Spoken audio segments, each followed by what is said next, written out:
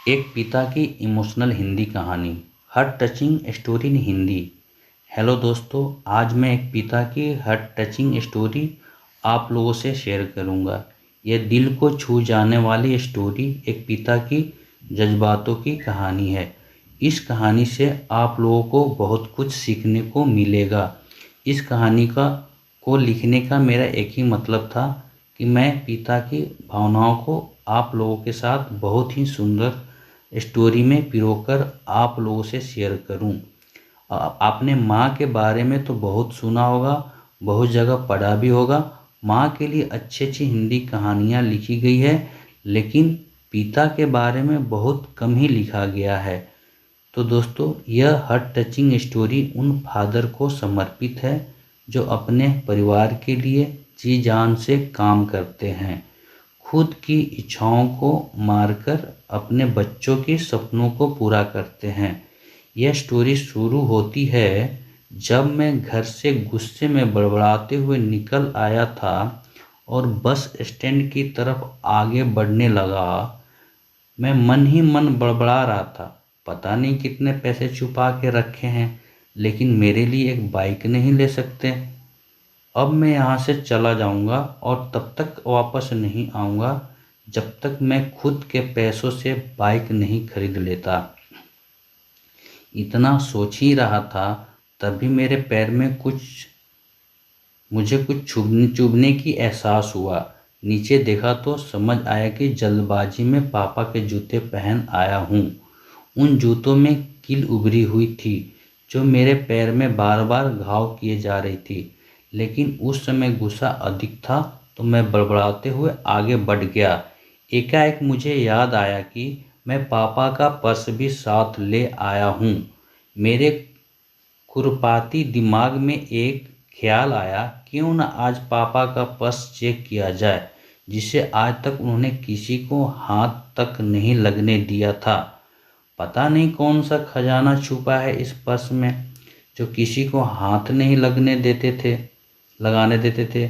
जब मैंने पापा का वह पुराना पर्स खोलकर देखा तो उसमें पैसे तो नहीं मिले, लेकिन पैसों की जगह पर एक डायरी रखी हुई थी। तब मैंने सोचा, ओह, तो यह तो यहाँ खजाना छुपा रखा है। मैं समझ रहा था कि यहाँ पापा ने लिखा होगा कि किस से कितने पैसे लेने हैं और किसको कितने पैसे दिए हैं, लेकिन मैं गलत था। जब मैंने उस छोटी सी डायरी को पहला पेज खोलकर देखा तो वहाँ पर जो लिखा था वह थोड़ा सीरियस कर देने वाला था।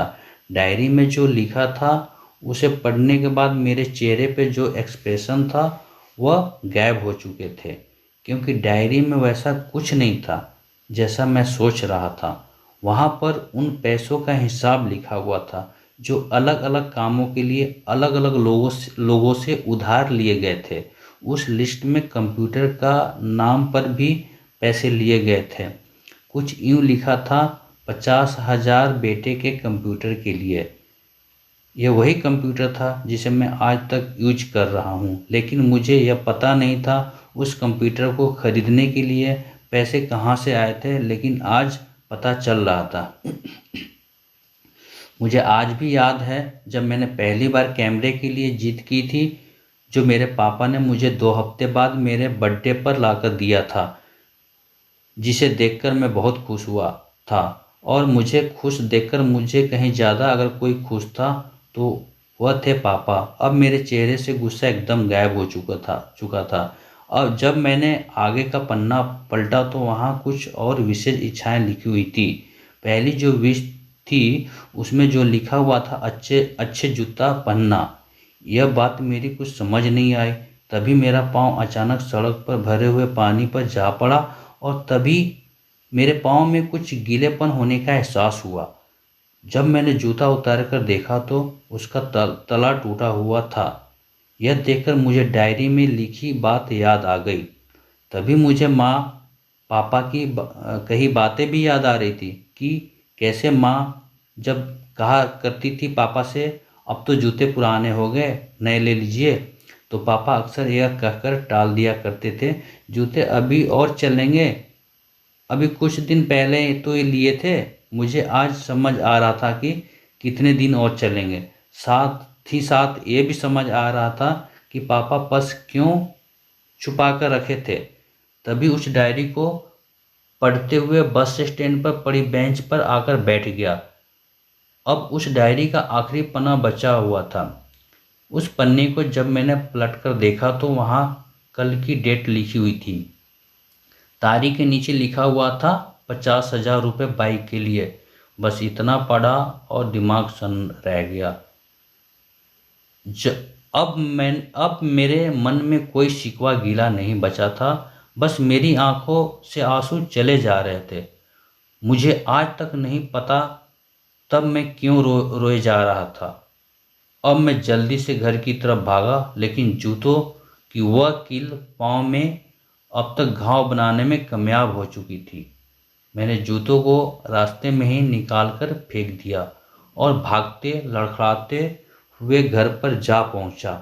लेकिन पापा घर पर नहीं थे। मैं समझ गया वह कहाँ थे। मैं सीधा पास वाली बाइक एजेंसी की तरफ भागा। पता नहीं आज कहाँ से इतनी ताकत आ गई थी कि मैं भागते हुए थक नहीं रहा था, और वह भी बिना जूतों के नंगे पैर। जैसे तैसे मैं बाइक एजेंसी पर पहुंचा। पापा वहीं थे। मैंने पापा को दौड़कर गले लगा लिया और मेरे आंखों से आंसू रुकने का नाम ही नहीं ले रहे थे। पापा को समझ नहीं पा रहे थे आखिर हो क्या रहा है, मैं क्यों रो रहा हूँ। मैंने पापा से कहा, पापा मुझे मोटरसाइकिल नहीं चाहिए, आप अपने लिए जूते ले लीजिए।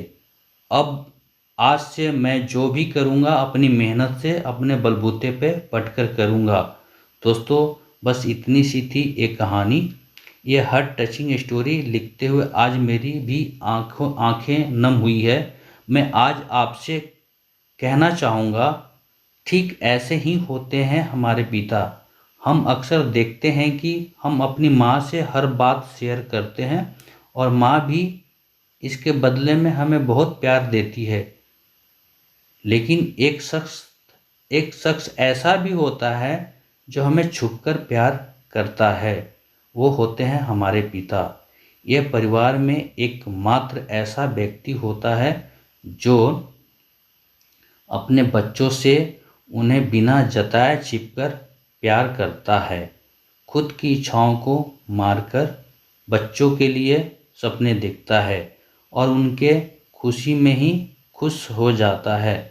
मुझे नहीं पता कि आप अपने पेरेंट्स की इज्जत करते हो या नहीं, लेकिन अगर आप के पास पेरेंट्स हैं तो आप बहुत खुश नसीब हो, क्योंकि इस दुनिया में बहुत से लोग को तो पेरेंट्स का प्यार भी नसीब नहीं होता। अंत में मैं यही कहना चाहूँगा कि माँ बाप की भावनाओं को सम्मान करें। मेरी इस पोस्ट को लिखने का मकसद यही था कि मैं आपको बाप की फीलिंग से रूबरू कराऊं, क्योंकि माँ के बारे में लेखक ने बहुत कुछ लिखा है, लेकिन बाप के लिए ऊपर कोई नहीं लिखता। इस कहानी को लिखने के लिए मुझे अच्छी खासी मेहनत करनी पड़ी। थैंक यू, धन्यवाद।